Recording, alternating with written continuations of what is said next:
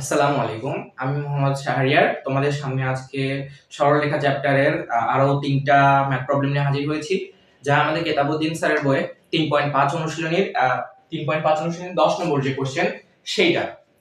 তো আমরা এই ৩টা কোশ্চেন সলভ করার আগে চলো আমরা এই ৩টা কোশ্চেন সলভ করার জন্য যাবতীয় যা যা প্রয়োজন সেই সকল বিষয়গুলো আমরা দেখে নিই। হ্যাঁ, তো আমাদের আচ্ছা, তোমরা কি এমন কেউ আছো যে হচ্ছে ধরো দুইটা এই যে ধরো দুইটা বিন্দু দেওয়া আছে, এ বিন্দু ধরো x1, y1 দেওয়া আছে, বি বিন্দু ধরো x2, y2 দেওয়া আছে, এন্ড আমি যদি তোমাদেরকে বলি এ এবং বি বিন্দুর মধ্যবিন্দুর স্থানাঙ্কটা নির্ণয় করো, এমন কেউ কি আছো যে এই মধ্যবিন্দু স্থানাঙ্কটা নির্ণয় করতে পারো না? আশা করি তোমরা সবাই পারো। তাহলে চলো আমরা ডি বিন্দুর যে স্থানাঙ্কটা হবে, ধরো মধ্যবিন্দুটা হচ্ছে ডি, তাহলে ডি বিন্দুর যে স্থানাঙ্ক সেটা হবে x1 x2 divided by 2, and এটা হচ্ছে হবে y1 y2 ডিভাইডেড বাই 2। অর্থাৎ তোমরা কিন্তু এইটা পারো, তাই না? এখন এইটা যেহেতু পারো তাহলে এইটা পারলে পারেই হবে। তারপরে আবার ধরো আরেকটা কনসেপ্ট যেটা বলি সেটা হচ্ছে, এটা ধরো যে কোনো একটা ত্রিভুজ, এ বিন্দু ধরো স্থানাঙ্ক দেওয়া আছে x1, y1, তারপরে বি বিন্দু ধরো স্থানাঙ্ক দেওয়া আছে x2, y2, সি বিন্দু ধরো স্থানাঙ্ক দেওয়া আছে x3, y3। এখন আমি যদি তোমাদের বলি এই এবিসি ত্রিভুজটার, অর্থাৎ এই এবিসি ত্রিভুজের তিনটা শীর্ষবিন্দুর স্থানাঙ্ক দেওয়া আছে, তাহলে তিনটা শীর্ষবিন্দুর স্থানাঙ্ক যদি দেওয়া থাকে, আমি যদি তোমাদেরকে বলি এই ত্রিভুজটার ভরকেন্দ্র নির্ণয় করতে, তাহলে তোমরা ভরকেন্দ্র নির্ণয় করতে পারবে না। যদি আসলে ভরকেন্দ্র নির্ণয় করতে না পারো তাহলে তোমাদের বুঝে নিতে হবে যে তোমাদের সিরিয়াস অবস্থা, ঠিক আছে? তো পড়াশোনা করতে হবে। তাহলে জি বিন্দুর যে স্থানাঙ্কটা সেটা পাওয়া যাবে আমাদের ভরকেন্দ্র যে স্থানাঙ্ক ধরো ভরকেন্দ্র হচ্ছে জি, তাহলে জি বিন্দুর যে স্থানাঙ্ক সেটা পাওয়া যাবে x1 x2 x3 divided by 3, and x and হচ্ছে y1 y2 y3 divided by 3। কেন আসলো, কিভাবে আসলো সেটা তোমরা বুঝবা, ঠিক আছে? আর ওই যে যেটা বললাম না, মধ্যবিন্দুর যে স্থানাঙ্কটা নির্ণয়, অর্থাৎ দুইটা বিন্দু দেওয়া আছে এবং দুই বিন্দুর মধ্যবিন্দুর স্থানাঙ্কটা নির্ণয় করার যে বিষয়টা, ওই ফর্মুলাটার যে প্রতিপাদন সেটা আসে কিন্তু হচ্ছে অন্তর্বিভক্তিকরণ বহির্বিভক্তিকরণ ফর্মুলা থেকে। তো আশা করি তোমরা সেগুলো জানো। তো আমরা এই জিনিসগুলো আর না আগাই, ঠিক আছে? এই জিনিসগুলো জানো, এই জিনিসগুলো জানলেই হবে, অর্থাৎ এই জিনিসগুলো জানলে এই ম্যাথগুলো সলভ করা যাবে, ঠিক আছে? তো আরেকটা জিনিস বলি, আরো দুইটা জিনিস বলি। একটা খুবই ফান্ডামেন্টাল একটা বিষয় আছে, এন্ড এটা যেটা, এটা ধরো হচ্ছে একটা সরলরেখা, যে কোনো সরলরেখা, ঠিক আছে? এনি রেখা, এনি লাইন, যে কোনো রেখা। এই রেখার ধরো ঢাল দেওয়া আছে তোমার কাছে এম, এম হচ্ছে ঢাল গিভেন, এন্ড এই রেখার উপর উপস্থিত একটা বিন্দু ধরো a, b, ঠিক আছে? তাহলে এরকম রেখার সমীকরণে আমরা কি শিখছিলাম? y y1, অর্থাৎ y1 এর মান কত, b, is equals to m into x minus x1 এর মান কত বলো তো, x1 এর মান a, অর্থাৎ y y1 is equal to m into x minus x1। এই যে সমীকরণ, এই সমীকরণের সাথে তুলনা করে কিন্তু আমরা এই যে সমীকরণটা, এই সমীকরণটা পাইছি, তাই না? তো বা এই সমীকরণটাই তো এটা। তো যেটাই হোক, এটা এইরকম টাইপের সমীকরণ তোমরা কিন্তু পড়ছো, তো এই সমীকরণটাও কিন্তু তোমাদের জানা থাকার কথা। হ্যাঁ, তারপরে এবার চলো আমরা একটা খুবই সুন্দর চমৎকার একটা বিষয় আসবো, সেটা হচ্ছে পরম মানের মধ্যে বা মডুলাসের মধ্যে ঋণাত্মক মান যদি দেই আমরা বা ধনাত্মক মান যদি দেই, তাহলে সবকিছুই কেন ধনাত্মক রেজাল্ট দেখায় বা সবকিছুই কেন পজিটিভ হয়ে যায়, তাই না? অর্থাৎ আমরা মডুলাসের যে সংজ্ঞা সেইটা হতে কি পাই জানো? মডুলাসের যে সংজ্ঞা সেইটা হতে পাই, এই মডুলাস অফ x এর মান x হবে যখন এই x টার মান কি, এই x এর মান শূন্যের চেয়ে বড়, অর্থাৎ ধনাত্মক। এই মডুলাস অফ x এর মান 0 হবে যখন এই x এর মান 0। আবার এই x এর মান যখন -x হবে, যখন x এর মান কি, এই x টার মান কি শূন্যের চেয়ে ছোট।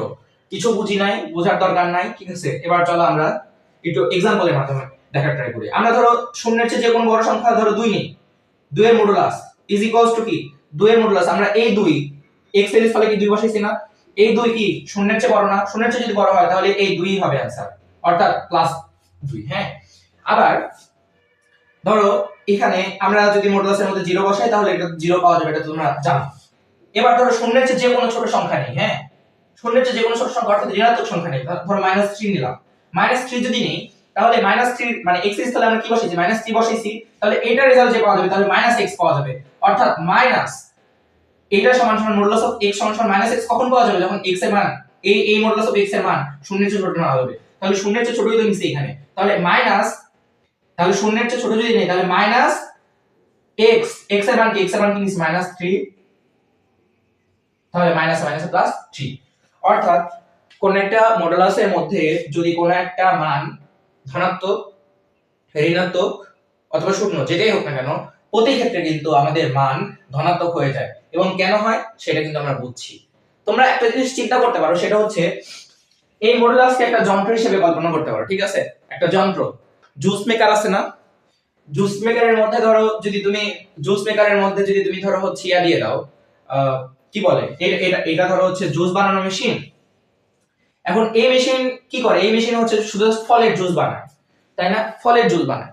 এখন তুমি এই ফল দেওয়া বাদ দিয়ে তুমি যদি এইখানে যদি ধরো হচ্ছে ইয়া দিয়ে দাও, কি বলে, ধরো ফল ব্যতীত যা কিছু আছে ঠিক আছে সেইগুলো যদি দাও, অর্থাৎ তুমি যদি এটার মধ্যে ধরো হচ্ছে আদা দিয়ে দাও বা হচ্ছে ধরো রসুন দিয়ে দাও, ঠিক আছে, এইগুলা কি আসলে পেস্ট করতে পারবে? পারবে না কিন্তু, তাই না? তো যেটার যে মেশিন, ঠিক আছে, সেই মেশিনের কিন্তু সেই কাজই, অর্থাৎ এই মেশিনের কাজ যেটা ও কিন্তু সেটাই করবে।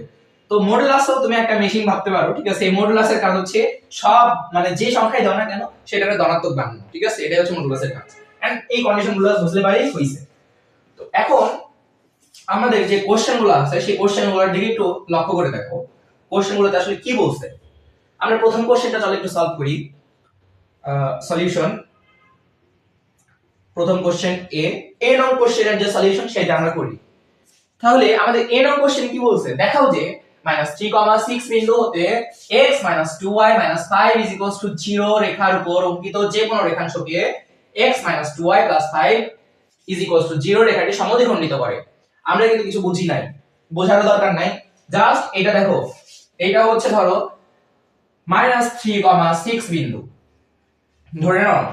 তাহলে এবার কি এই বিন্দু থেকে এই রেখার উপর অঙ্কিত যে কোনো রেখাংশ, এই রেখাটা, তাহলে এইটা ধরো একটা রেখা, এই রেখাটার হচ্ছে ইকুয়েশন কি, x 2y 5 0, এই রেখাটার ধরো ইকুয়েশন।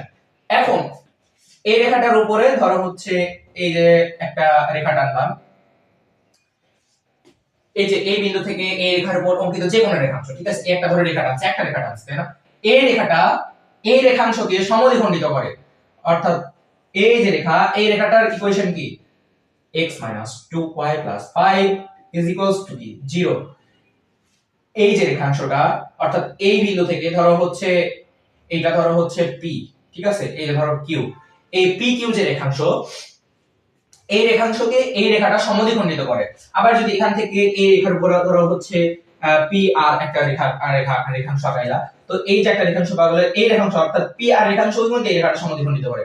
আবার যদি তোমরা এইখানে একটা রেখা টানো, ঠিক আছে, এটা ধরো হচ্ছে pt, এই pt রেখাংশকেও কিন্তু এই রেখাটা সমদ্বিখণ্ডিত করে, ঠিক আছে। আবার এইখান থেকে যদি তুমি এই একটা রেখা টানো, এটা ধরো হচ্ছে ps, এই ps রেখাটাকেও কিন্তু এই রেখাটা সমদ্বিখণ্ডিত করে। অর্থাৎ এই বিন্দু থেকে এই রেখার উপরে যে কোনো রেখাংশ, তুমি যে কোনো রেখাংশ নাও, এই রেখাংশ নাও, এই রেখাংশ নাও, এই রেখাংশ নাও, এই রেখাংশ নাও, এই রেখাংশ নাও, ঠিক আছে, আবার এই রেখাংশ নাও, যে কোনো রেখাংশ নাও না কেন প্রত্যেকটা রেখাংশকে এই রেখাটা সমদ্বিখণ্ডিত করে, ঠিক আছে। তো এটা আমাদের কি করতে বলছে, দেখাইতে বলছে, তাই না? তো আশা করছি তোমরা কোশ্চেনটা আসলে বুঝতে পারছো। এই কোশ্চেনটা বুঝতে পারলে পরে কিন্তু সলিউশন, মানে তুমি একটা কথা বলি, তুমি যখন একটা ম্যাথ সলভ করতে যাবা এবং সেই ম্যাথে কি চাইছে সেটা বুঝতে পারবা, তুমি ধরে নিবা যে ম্যাথমেটিক্স এর সেই ম্যাথটার 80% প্রবলেম সলভ, ঠিক আছে। তো বাকিটা যেটা থাকে সেই বাকিটা হচ্ছে ক্যালকুলেশন, এইটুকু বুঝলে পারি হইছে। তো এখন আমরা চলো একটু সলিউশনের দিকে যাই। আগে কেন আগাইলাম, এইটা ধরো হচ্ছে p একটা বিন্দু দেওয়া আছে -3,6, এটা ধরো একটা রেখাংশ, সরি এটা একটা রেখা, এই রেখাটা কি x 2y 5 0, এই রেখাটার উপরে ধরো এই একটা বিন্দু, এই বিন্দুটা ধরো হচ্ছে q বিন্দুর ধরো স্থানাঙ্ক আলফা কমা বিটা। এখন এটা একটু বাঁকা বাঁকা হইছে।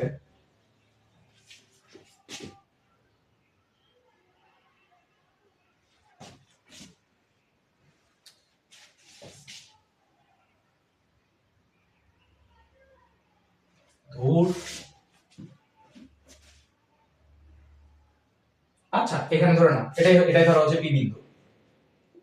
পি বিন্দু হচ্ছে -3,6। ঠিক আছে, এখন আমাদের এই রেখাংশটায় যে পি কিউ রেখাংশটাকে এই রেখাটা সমদ্বিখণ্ডিত করে, অর্থাৎ x 2y 5 0 এই রেখাটা সমদ্বিখণ্ডিত করে। এখন তোমাদের মাথায় একটা কোশ্চেন আসা উচিত, ঠিক আছে, এই যে দুইটা রেখা, এই রেখা এবং এই দুইটা রেখা আমরা প্যারালালি কেন আঁকলাম? প্যারালালি আঁকার তো একটা রিজন থাকা লাগবে, তাই না? তো তোমরা সবাই জানো যে যে কোনো দুইটা সরলরেখার ঢাল যদি সমান হয় তাহলে সেই সরলরেখা দ্বয় পরস্পর সমান্তরাল। তাহলে চলো আমরা এই রেখাটা একটু ঢাল নির্ণয় করে দেখি। m1, ঠিক আছে, m1 রেখার ঢাল কি? m1 রেখার ঢাল হচ্ছে ধরো -x এর সহগ বাই y এর সহগ -1 ডিভাইডেড -2, তাহলে সমান সমান কি হাফ। আবার এই সরলরেখাটার ঢাল ধরো m2 is equal -x এর সহগ -1 আর y এর সহগ -2, তাহলে সমান সমান কি হাফ। অর্থাৎ এই জিনিসগুলো এখন ঢাল কেমন নির্ণয় করে এই জিনিসগুলো তো আমি এই ক্লাসে দেখাবো না, তাই না? তো এই জিনিসগুলো তোমাদের পারা উচিত। আমাদের এখন এই যে সরলরেখার ঢাল দেখো, এই সরলরেখাটার ঢাল হাফ, এই সরলরেখার ঢালও কি হাফ, তাহলে দুটো সরলরেখার ঢাল কিন্তু সেম, তাহলে সুতরাং আমরা এই দুটো রেখা সমান্তরাল। ঠিক আছে, তোমাদের এই অংশটুকু দেখেই বুঝে যাওয়া উচিত, ঠিক আছে, এইটুকু আর এইটুকু দেখেই বুঝে যাওয়া উচিত, এইটুকু অংশ কিন্তু সেম, অর্থাৎ ঢালও সেম। এখন আমরা চলো একটু সলিউশনের দিকে যাই। আমরা যে দুটো সমীকরণ নিচে সেই দুটো সমীকরণ কি x 2y 5 0, এটা ধরো 1 নং ইকুয়েশন। x 2y 5 0, এটা ধরো 2 নং ইকুয়েশন। এখন তোমরা আমাকে একটা কথা বলো, এই যে কিউ একটা বিন্দু আমরা নিচে আলফা কমা বিটা, এই কিউ বিন্দুটা এই রেখাটার উপরে অবস্থিত কিনা, অর্থাৎ এই কিউ বিন্দুটা এই রেখাটার উপরে অবস্থিত কিনা। যদি তাই হয় তাহলে এই কিউ বিন্দুটা এই রেখাটি সিদ্ধ করবে। যদি তাই করে তাহলে আমরা এই কিউ বিন্দু দ্বারা অর্থাৎ আলফা কমা বিটা দ্বারা এই যে প্রথম রেখাটা আছে অর্থাৎ এই রেখাটাকে সিদ্ধ করতে পারি, তাই না? তাহলে x এর স্থলে কি বসবে আলফা মাইনাস 2 ইনটু y এর স্থলে কি বসবে beta minus 5 is equals to 0। বুঝতে পারছি আমরা? তাহলে এবার আমরা চলো একটা জিনিস খেয়াল করি, আমরা কিন্তু এই রেখাটা মানে এই বিন্দু দ্বারা এই রেখাটি সিদ্ধ করছি। এবার যদি এই পি কিউ রেখাকে এই রেখাটা সমদ্বিখণ্ডিত করে তাহলে এই পি কিউ রেখার মধ্যবিন্দু দিয়ে তো এই রেখাটা পাস করে, তাই না? আবার বলি, পি কিউ রেখাংশকে এই রেখাটা যদি সমদ্বিখণ্ডিত করে, অর্থাৎ এই পি কিউ রেখাংশকে এই রেখাটা যদি সমদ্বিখণ্ডিত করে তাহলে এই রেখাটা যে পি কিউ এর মধ্যবিন্দু দিয়ে যায় সেটা কি সঠিক? অবশ্যই সঠিক। অর্থাৎ এই পি কিউ এর যে মধ্যবিন্দু সেই মধ্যবিন্দু দিয়ে এই রেখাটা যদি পাস করে তাহলেই তো সমদ্বিখণ্ডিত করে পি কিউ রেখাংশকে, তাই না? তো আমরা সেটাই দেখব। তাহলে চলো এই পি কিউ এর যে মধ্যবিন্দু ধরো হচ্ছে আর, ঠিক আছে, পি কিউ এর যে মধ্যবিন্দু সেটা আর। তো আমরা আর এর স্থানাঙ্কটা নির্ণয় করে দেখি। তাহলে আর এর যে স্থানাঙ্ক সেটা হবে মধ্যবিন্দুর যে স্থানাঙ্ক, তাহলে -3 plus alpha divided by 2 6 plus beta divided by 2 এইটা। এখন এই যে আর যে মধ্যবিন্দুটা আমরা পাইলাম এই মধ্যবিন্দুটা দ্বারা যদি এই রেখাটা সিদ্ধ হয় তাহলে তো এই পি কিউ রেখাটাকে এই রেখাটা সমদ্বিখণ্ডিত করে। তাহলে আমরা চলো এই আর বিন্দু দ্বারা এই রেখাকে আবার সিদ্ধ করে দেখি, ঠিক আছে? আর বিন্দু দ্বারা যদি এই রেখাকে সিদ্ধ করলে অর্থাৎ আর বিন্দুর যে স্থানাঙ্কের মান, আর বিন্দুর x এর স্থলে কি আছে -3 প্লাস আলফা ডিভাইডেড বাই 2 এবং y এর স্থলে কি আছে 6 প্লাস বিটা ডিভাইডেড বাই 2, অর্থাৎ x এর স্থলে যদি এটা বসাই এবং y এর স্থলে যদি এটা বসাই এন্ড পুরাটুকু যদি সিম্পলি ক্যালকুলেশন করি তাহলে সমানে মানে যদি 0 পাওয়া যায় তাহলে সমানে এই পাশে 0 আসবে, যদি 0 পাওয়া যায় তাহলে তো এই মানে এই রেখাটাকে এই বিন্দুটা সিদ্ধ করে, তাই না? যদি সিদ্ধ করে তাহলে তো হচ্ছে পি কিউ রেখাংশকে এই রেখাটা সমদ্বিখণ্ডিত করে। তাহলে চলো আমরা আর বিন্দুর যে স্থানাঙ্ক সেটা -3 plus alpha divided by 2 and 6 plus beta divided by 2 এই বিন্দু দ্বারা আমরা এই রেখাকে অর্থাৎ এই রেখাকে সিদ্ধ করায় পাই, ঠিক আছে? তাহলে সিদ্ধ যদি করাই আমরা এখানে একটু দেখি, এখান থেকে দেখি, তাহলে x এর স্থানে কি বসবে? x এর স্থানে বসবে হচ্ছে minus 3 plus alpha divided by 2 minus 2 into y এর স্থানে কি বসবে? 6 plus beta divided by 2 minus না প্লাস 5 এটা। এখন এইটুকু যদি আমরা সিম্পল ক্যালকুলেশনের মাধ্যমে জিরো আনতে পারি তাহলেই তো এই আর বিন্দুটা এই সমীকরণকে সিদ্ধ করবে। তাহলে আমরা চলো একটু সিম্পলি ক্যালকুলেশন করি। 2 পাওয়া যায়, এখানে হচ্ছে তাহলে মাইনাস 3 প্লাস আলফা, এই দুই কাটা যায়, তাহলে আমরা সরাসরি গুণ করে দিতে পারি, তাহলে হয় হচ্ছে মাইনাস 12, তারপরে হচ্ছে মাইনাস 2 বিটা, আমরা একদম সরাসরি লসাগু করে দিলাম। হ্যাঁ, তাহলে হচ্ছে প্লাস 10। এখান থেকে দেখো আলফা মাইনাস 2 বিটা, এখানে হচ্ছে মাইনাস 3 এন্ড মাইনাস 12, তাহলে মাইনাস 15, মাইনাস 15 প্লাস 10, তাহলে কি হয়? Minus 5 divided by 2 is equals to, দেখো এখানে কিন্তু আমরা আলফা মাইনাস 2 বিটা মাইনাস 5 এর মান কি জানি? আমরা কিন্তু জানি। কিভাবে? দেখো এই যে আমরা মাইনাস মানে আলফা কমা বিটা বিন্দু দ্বারা এই যে alpha minus 2 beta minus 5 is equals to 0 এটাকে সিদ্ধ করছিলাম। তাহলে এই alpha minus 2 beta minus 5 is equals to কি? Alpha minus 2 beta minus 5 is equals to কি? 0। 0 বাই 2 সমান সমান কি? 0। দেখো এই আর বিন্দুটা কিন্তু এই সমীকরণকে সিদ্ধ করছে, অর্থাৎ এই আর বিন্দুর মান, আর বিন্দুর স্থানাঙ্ক এই সমীকরণে বসাইছি, বসানোর ফলে সমানের ওই সাইডে কি 0 আছে, 0 পাওয়া গেছে, এখানেও কিন্তু 0ই পাওয়া গেছে। তাহলে আমাদের যে আর বিন্দুটা যেহেতু এই মানে এই রেখাকে সিদ্ধ করছে, সুতরাং এই রেখাটা পি এবং কিউ রেখাংশকে সমদ্বিখণ্ডিত করে। আশা করছি তোমরা এইটুকু বুঝতে পারছো। আর লাস্টে ওই যে বাংলা কথা লিখে দিবা, যেহেতু মানে যেহেতু হচ্ছে আর বিন্দুটা বা মধ্যবিন্দুটা হচ্ছে এই রেখাকে মানে এই রেখাকে সিদ্ধ করছে, এই রেখাকে সিদ্ধ করছে, তাহলেই তো হচ্ছে এটা হচ্ছে মধ্যবিন্দুতে পাস করে, পি কিউ রেখাংশের মধ্যবিন্দুতে পাস করে এই রেখাটা, সুতরাং পি কিউ রেখাংশকে সমদ্বিখণ্ডিত করে। এই জিনিসগুলো তোমরা বাংলা লিখতে পারবা। তো এই বাংলা না লিখি এখন জাস্ট কনসেপ্টটুকু বুঝতে পারলেই হইছে। ঠিক আছে, একটা কনসেপ্ট বুঝতে পারলে এই রিলেটেড যত ম্যাথ আছে সবকিছুই পারবা। তো তারপরে যে কোশ্চেনটা আমরা একটু চলো পড়ে দেখি। তারপরে কোশ্চেনটা কিন্তু আমাদের সঞ্চার পথ রিলেটেড একটা ম্যাথ প্রবলেম, কিন্তু আমাদের সঞ্চার পথের যে অনুশীলন আছে সেইখানে না দিয়ে আমাদের দিয়ে দিয়েছে হচ্ছে কি 3.5 এ দিয়েছে। যাই হোক, দিয়ে দিয়েছে তো সলভ করতেই হবে। আমরা চলো আমি প্রথমে, ঠিক আছে, প্রথমে চলো প্রশ্নটা করব। a, b বিন্দুগামী একটি পরিবর্তনশীল সরলরেখা অক্ষদ্বয়ের সাথে যে ত্রিভুজ গঠন করে সেই ত্রিভুজের ভরকেন্দ্রের সঞ্চার পথের সমীকরণ নির্ণয় করো। তোমার কিছু বুঝতে হবে না, কিছু বোঝার দরকার নাই। ঠিক আছে, আমরা তাহলে চলো এই যে a, b বিন্দুগামী একটি পরিবর্তনশীল সরলরেখা বলছে। আচ্ছা, তোমার জাস্ট একটা বিন্দু দেওয়া আছে, তুমি কি সরলরেখার ইকুয়েশন বের করতে পারবা? কিছু দেওয়া নাই, ধরো a, b দেওয়া আছে, তোমরা কি সরলরেখার সমীকরণ বের করতে পারবা? বের করতে পারবা না তো, তাই না? তাহলে এইখানে হয় একটা ঢাল দরকার হবে, হ্যাঁ, অথবা না হলে পারে ধরো আরো একটা বিন্দু দরকার হবে a, ধরো আরো একটা বিন্দু, ধরো c, d এরকম একটা বিন্দু দরকার হবে ধরো, অথবা ধরো হচ্ছে কি দরকার হবে, x অক্ষ থেকে মানে x অক্ষ থেকে কতটুকু অংশ কর্তন করছে, আবার y অক্ষ থেকে কতটুকু অংশ কর্তন করছে, এইগুলো থাকলে পারো তো একটা ইকুয়েশন বানানো যায়। তাহলে এই জাস্ট একটা বিন্দু দেওয়া আছে, এই বিন্দু দিয়ে কিন্তু ইকুয়েশন বানানো যায় না, তাই না? তাহলে আমাদের ইকুয়েশন বানাতে হবে, অর্থাৎ a, b বিন্দুগামী একটি পরিবর্তনশীল সরলরেখা অক্ষদ্বয়ের সাথে যে ত্রিভুজ গঠন ওইটুকু বাদ।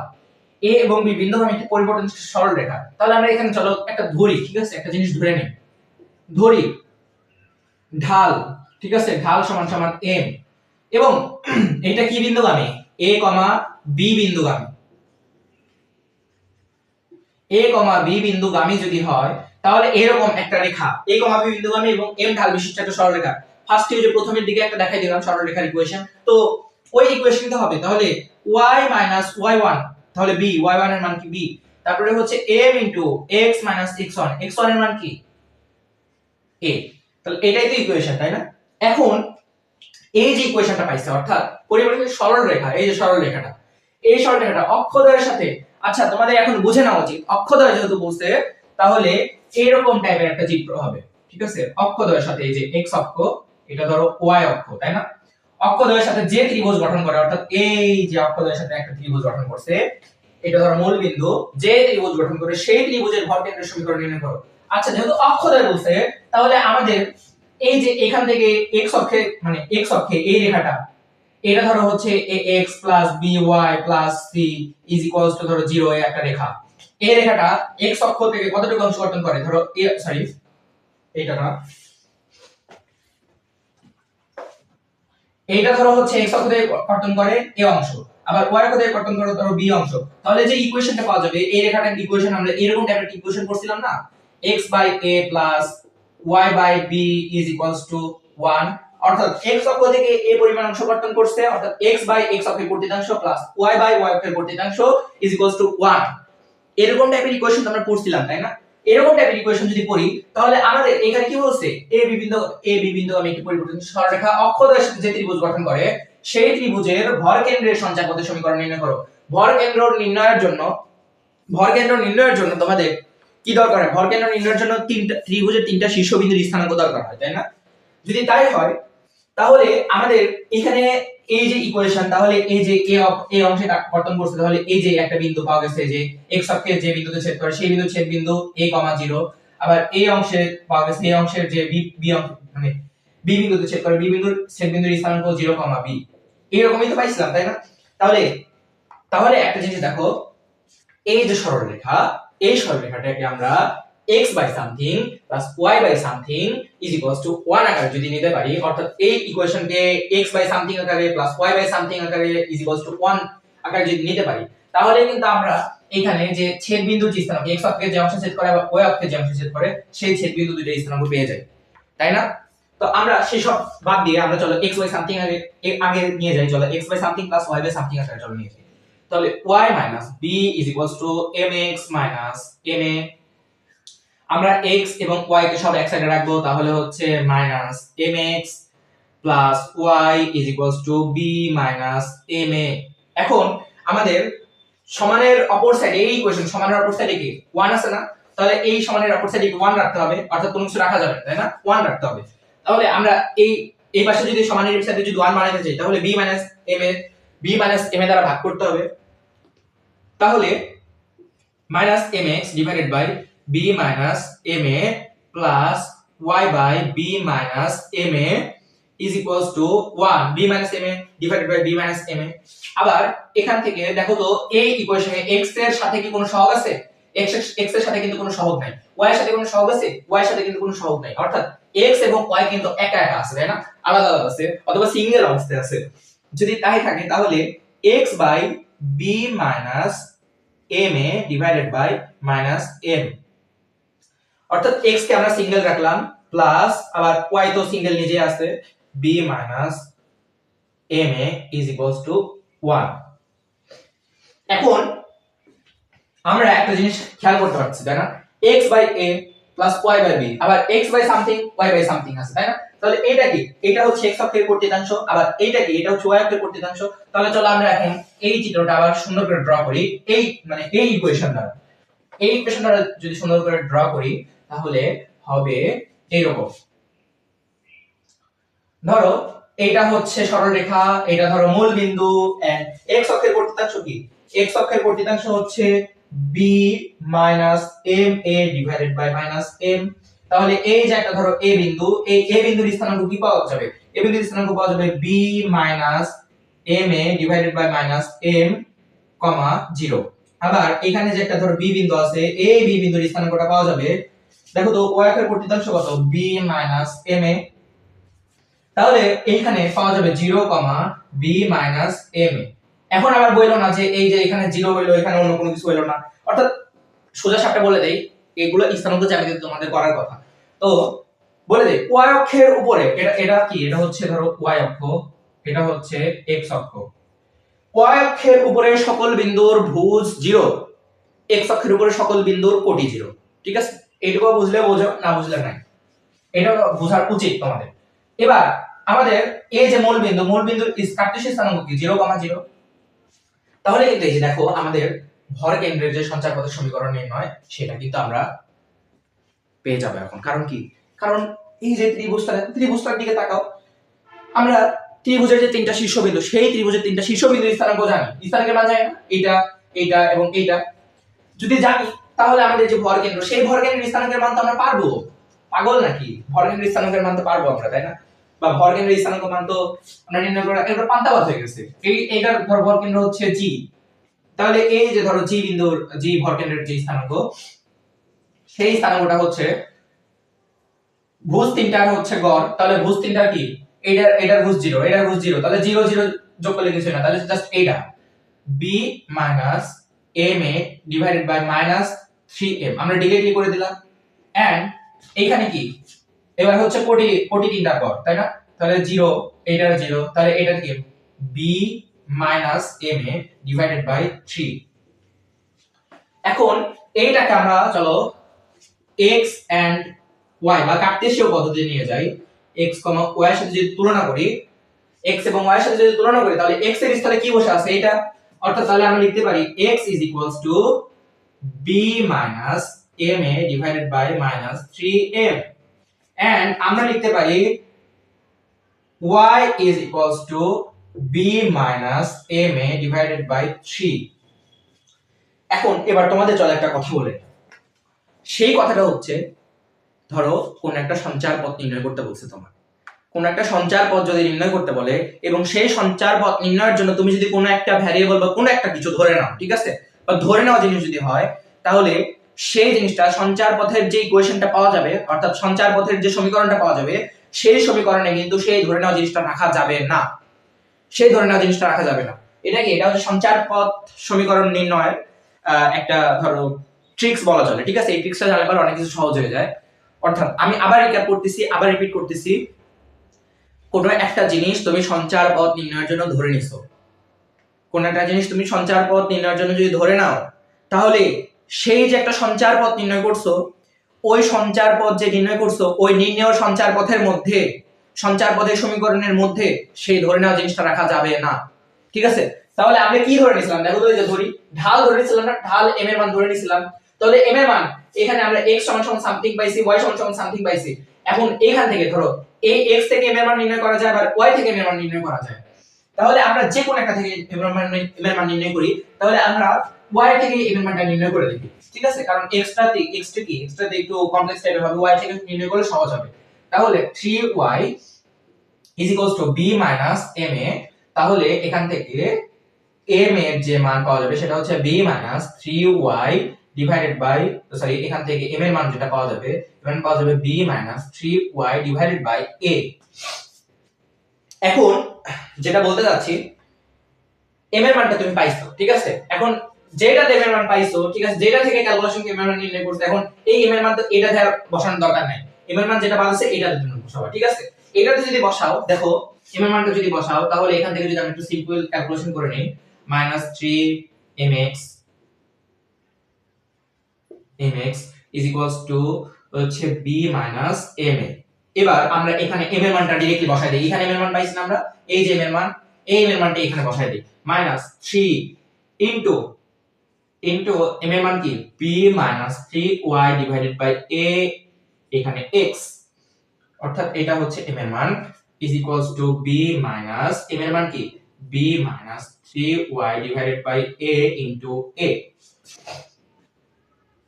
এখন আমরা এখান থেকে চলো একটু সিম্পল ক্যালকুলেশন করে দেখি।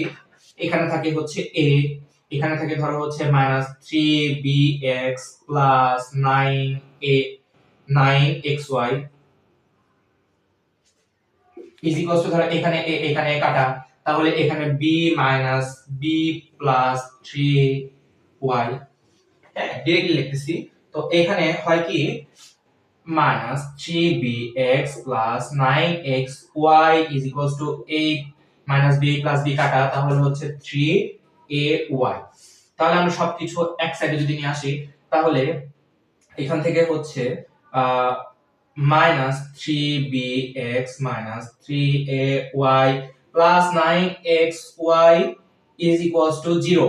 যদি তাই হয় তাহলে এখান থেকে আমরা -3 কিন্তু কমন নিতে পারি সব জায়গা থেকে, তাই না? -3 যদি কমন নেই, -3 কমন নিলে হয় হচ্ছে bx minus ay minus minus plus ay minus 3xy is equals to 0। তাহলে এখান থেকে কিন্তু আমরা লিখতে পারি bx plus ay minus 3xy is equals to 0। এটাই কিন্তু আমাদের নির্ণেয় সঞ্চার পথের সমীকরণ। এইটাই আমাদের নির্ণয় সঞ্চারপথের সমীকরণ। দেখো এই সমীকরণে কি এই ধরে নেওয়া m মানে mটা কি ধরে নিছিলাম না, তাহলে এই m কি এই সমীকরণে দেখতে পাচ্ছো, এই m কিন্তু নাই। তো আমরা আশা করছি এই ম্যাথটা বুঝতে পারছি। এন্ড আরেকবার চলে একটা রিক্যাপ করে নিই ম্যাথটা। আমরা প্রথমে m ঢাল ধরে নিছিলাম, a b বিন্দু দেওয়া আছে, তাহলে m ঢাল কিসের জন্য ধরে নিছিলাম, কারণ a b জাস্ট একটা বিন্দু দিয়ে কিন্তু কোনো সমীকরণ গঠন করা যায় না। তারপরে আমরা ঢাল ধরে নিছি, তাহলে হচ্ছে এখানে আমরা এইভাবে সমীকরণটা গঠন করছি। গঠন করার পরে তারপর আমাদের কি দরকার, অক্ষদ্বয়ের সাথে যে ত্রিভুজ গঠন করে, যখন এই কথা বলছে তখনই আমরা x by something plus y by something করে নিয়ে গেছি, কারণ অক্ষদ্বয়ের সাথে যে ত্রিভুজ গঠন করে তাহলে x অক্ষের সাথে যে একটা তাহলে আমরা বিন্দু পাবো, x অক্ষে যে বিন্দুতে ছেদ করছে সেই ছেদবিন্দু পাবো, y অক্ষে যে বিন্দুতে ছেদ করছে সেই ছেদবিন্দু পাবো। এই ছেদবিন্দু পাওয়ার লক্ষ্যেই কিন্তু আমরা x by something plus y by something আকারে নিয়ে গেছিলাম এই সমীকরণটাকে। দেন তারপরে আমরা এখানে ছেদবিন্দুগুলো পাইছি, ছেদবিন্দু পাওয়ার ফলে আমরা কি হইছে, তিনটা মানে ত্রিভুজের তিনটা শীর্ষের ছেদবিন্দু পেয়ে গেছি। ছেদবিন্দু পাওয়ার ফলে হইছে কি, আমরা ভর কেন্দ্রটা নির্ণয় করতে পারছি। কোন ভর কেন্দ্র নির্ণয় করার ফলে কি হইছে, ভর কেন্দ্রকে আমরা ধরো হচ্ছে আবার কার্টেসীয় পদ্ধতিতে নিয়ে গেছি x y। তাহলে এই x এর স্থলে x আমরা এটা লিখতে পারি, আবার y এটা লিখতে পারি। দেন y থেকে হচ্ছে আমরা m এর মানটা নির্ণয় করছি, কারণ কি m এর মানটা নির্ণয় করছি কারণ m আমাদেরকে সমীকরণ থেকে নালিফাই করতে হবে। যদি তাই করতে হয় তাহলে কারণ কি m হচ্ছে আমাদের ধরে নেওয়া মান, ধরে নেওয়া মান তো সঞ্চারপথের সমীকরণে রাখা যাবে না। তাহলে m এর মানটা আমরা কি করছি, এইখানে বসাইছি। এখানে বসানোর ফলে সিম্পল ক্যালকুলেশনের মাধ্যমে আমরা এখানে জাস্ট সমীকরণ সঞ্চারপথের যে সমীকরণ সেটা পাইছি।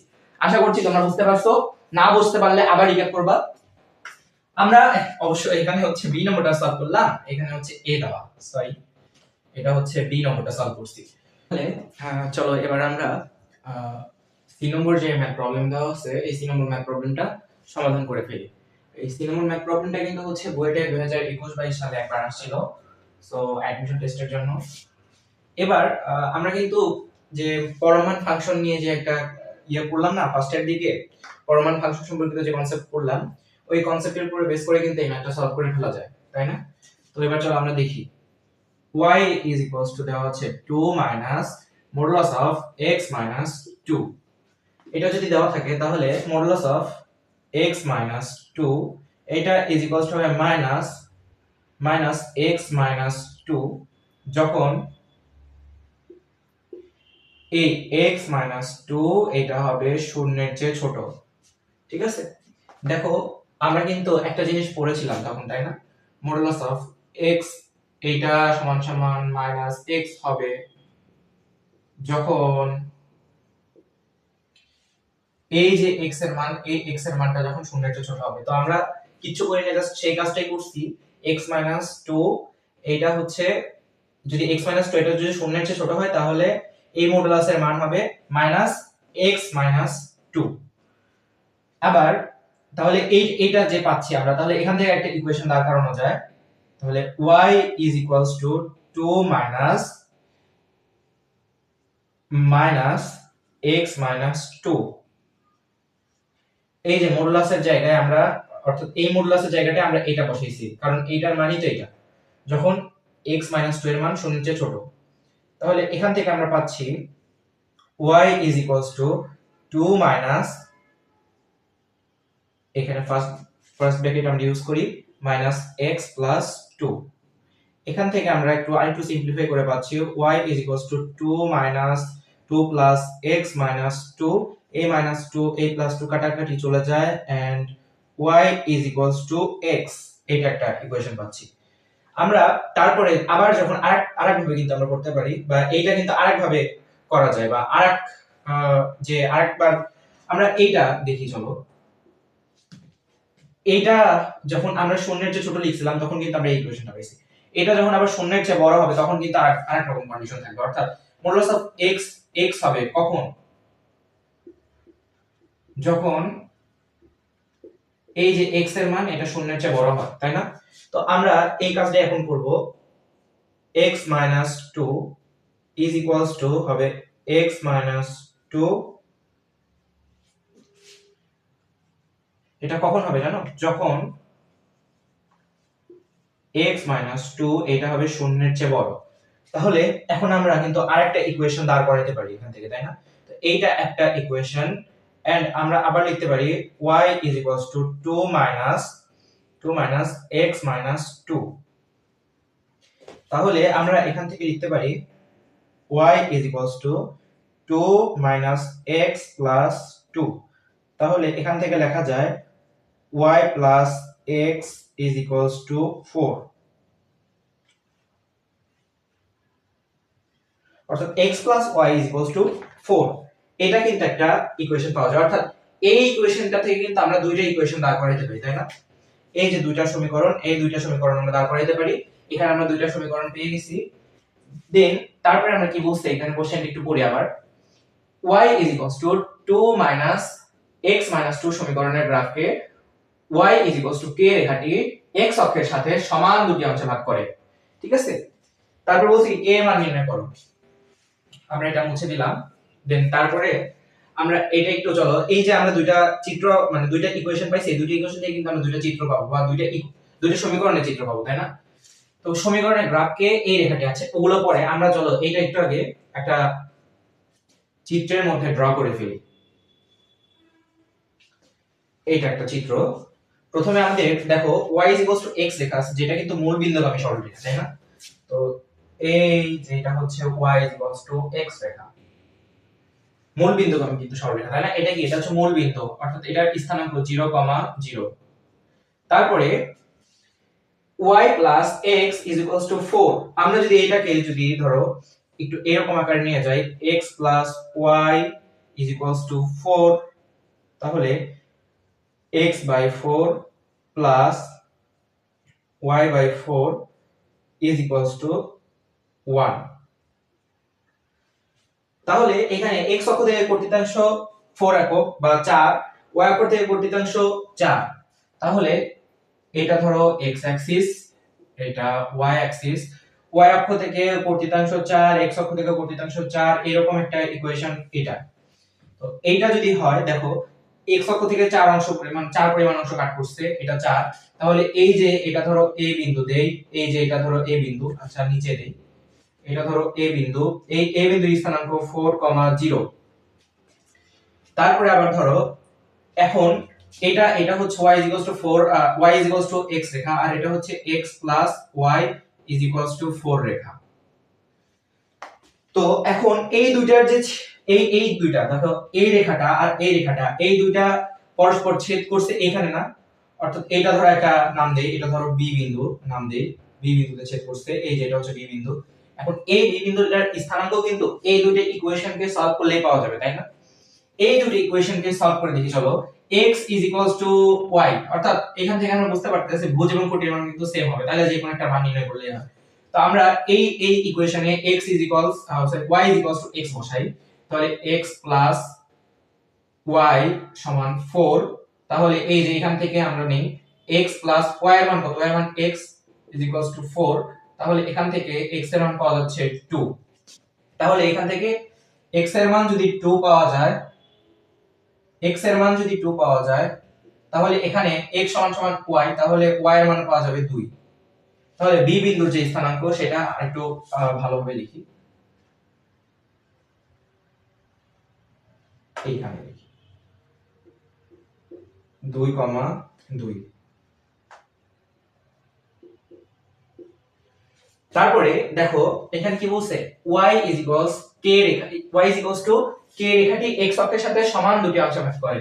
দেখো y সমান সামথিং, y সমান ধরো a, এই রেখাটা x অক্ষের সমান্তরাল রেখা, না? তাহলে x অক্ষের সমান্তরাল রেখা যদি হয়, তাহলে এইটা ধরো হচ্ছে y k, y যদি k হয়, তাহলে এইটা কি x অক্ষের সমান্তরাল রেখা। তাহলে এই আমরা এখন নির্ণয় করতে চাই এই বিন্দুর স্থানাঙ্ক এন্ড এই বিন্দুর স্থানাঙ্ক। এই দুটো বিন্দুর স্থানাঙ্ক নির্ণয় করব কিভাবে, দেখো এইটা একটা রেখা y x, এই রেখা এন্ড y k, এই দুটো রেখার সমাধান বিন্দুই তো এইটা, তাই না? এখানকার স্থানাঙ্ক। তাহলে আমরা চলো y k and y x, অর্থাৎ এখানে আমরা ভুজের মান কিন্তু পেয়ে গেছি, কোটির মান কিন্তু পেয়ে গেছি, কোটির মান কি k, এন্ড তাহলে x সমান y, তাহলে x এর মান কি k হবে। তাহলে আমরা এখানকার যে স্থানাঙ্কটা পেলাম সেটা হচ্ছে k, k। এইটার এখন এই বিন্দুটার একটা নাম দিয়ে দেই, ধরো এটা হচ্ছে ধরো c বিন্দু। এখন আবার d বিন্দুটার স্থানাঙ্ক, এটা ধরো d বিন্দু এন্ড d বিন্দুর স্থানাঙ্কটা আমরা নির্ণয় করতে চাই। তাহলে d বিন্দুটা দেখো তো x y 4 and y x, এই দুটো রেখার সমাধান বিন্দু কিনা, ডি বিন্দু। তাহলে সমাধান বিন্দুটা চলো নির্ণয় করে দেখি। y is equals to x, y is equals to x, তাহলে আবার এখানে আছে x plus y is equals to 4। এখন y is equals to যেহেতু x, তাহলে হচ্ছে আমরা y এর স্থলে এখান থেকে sorry y is equals to x কেন বলতেছি, y is equals to k এই রেখা and এই রেখা, তাহলে y is equals to k and এই রেখার ইকুয়েশন, তাহলে y এর জায়গায় আমরা k বসাই, x is equals to k, k minus sorry 4 minus k, 4 minus k, x এর মান তাহলে কি হবে 4 minus k and y এর মান কি k। তাহলে আমরা কিন্তু এখানে স্থানাঙ্কগুলো পেয়ে গেছি, তাই না? স্থানাঙ্কগুলো পেয়ে গেছি, তার মানে এখন আমাদের মোটামুটি ম্যাথ প্রায় শেষের দিকে, আমরা জাস্ট হচ্ছে এখন কন্ডিশনটা অ্যাপ্লাই করে দেব, তাই হয়ে যাবে। ঠিক আছে, আবার পড়ি প্রশ্নটা।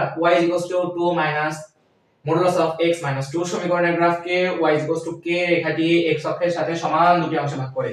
অর্থাৎ বলেছি কি জানো, এই যে অংশটা আর এই যে অংশটা, এই দুটো অংশ কিন্তু সমান।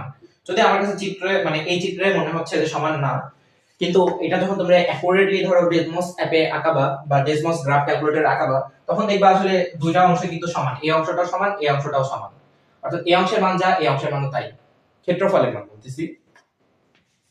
তাহলে যদি সমান অংশে ভাগ করে, তাহলে কে এর মান নির্ণয় করো, তাই না? তাহলে চলো আমরা একটু কন্ডিশনটা লিখি। ত্রিভুজ ক্ষেত্র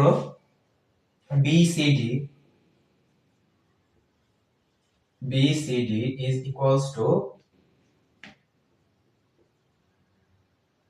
ত্রিভুজ ক্ষেত্র BOA, ধরো OAB। এখন একটা জিনিস খেয়াল করো, দেখো এই সম্পূর্ণ ত্রিভুজটার অর্ধেক মানই তো হচ্ছে এই ত্রিভুজটার মান, তাই না? অর্থাৎ এই সম্পূর্ণ ত্রিভুজটা যেহেতু সমান সমান ক্ষেত্রে বিভক্ত, তাহলে এই সম্পূর্ণ ত্রিভুজটার যে মান, তাহলে তাকে 2 দ্বারা ভাগ করলেই তো এইটুকুর মান পাওয়া যাবে, অর্থাৎ উপরেরটুকুর মান পাওয়া যাবে, তাই না? তো আমরা সেই কাজটাই করছি এখন।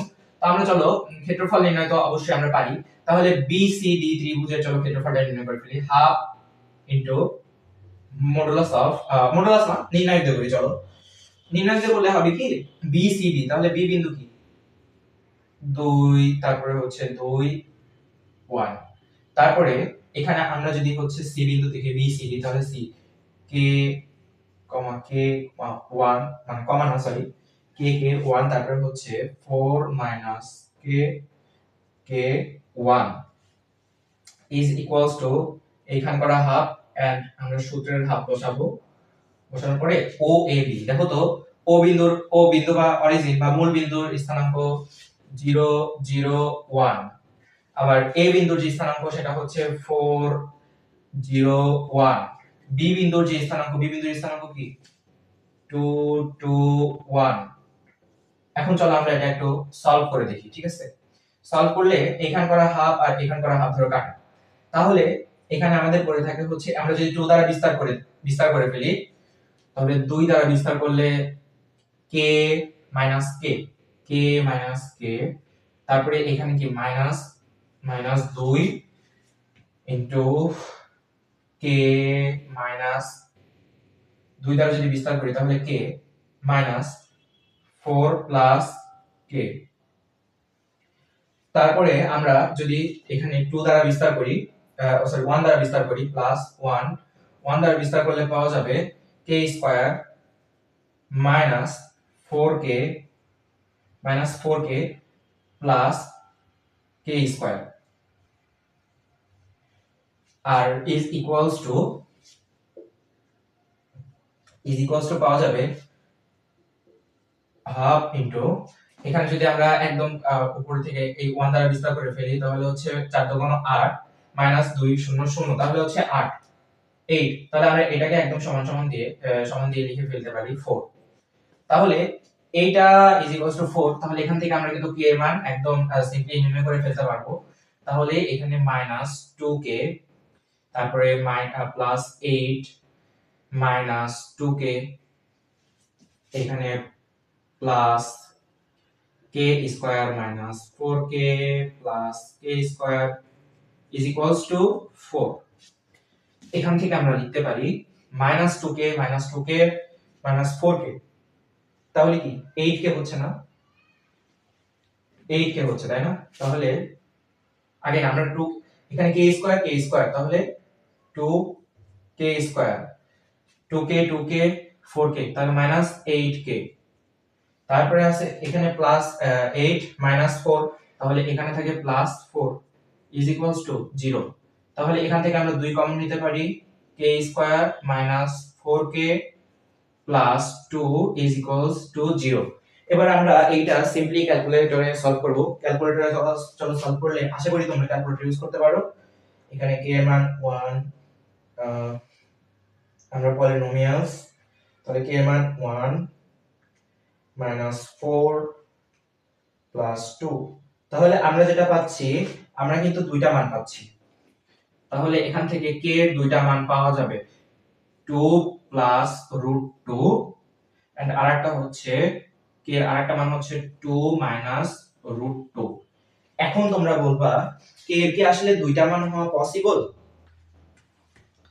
দেখো তো আমরা আমাদের এখানে কিন্তু k মাইনাস √2 এটা হবে आंसर। কারণ কি দেখো b বিন্দুটা কিন্তু নিজেই 2 তাই না, নিজেই কি এটা এটা x এর যেটা মানে এটা কিন্তু 2,2 বিন্দু তাই না, তাহলে 2 প্লাস √2 যদি দেই তাহলে এই k এর যে আচ্ছা k সমান 2 প্লাস √2 যদি হয় তাহলে এই উপরে এই b বিন্দুর যে স্থানাঙ্ক সেটার x এর মান কি 2 এন্ড y এর মান কি 2, তাহলে এখানে k = 2 প্লাস √2 রেখাটা কিন্তু আরো উপরের দিকে উঠে যাবে। উপরের দিকে উঠে গেলে কি সমান দুইটা কেটে ভাগ করতে পারতো?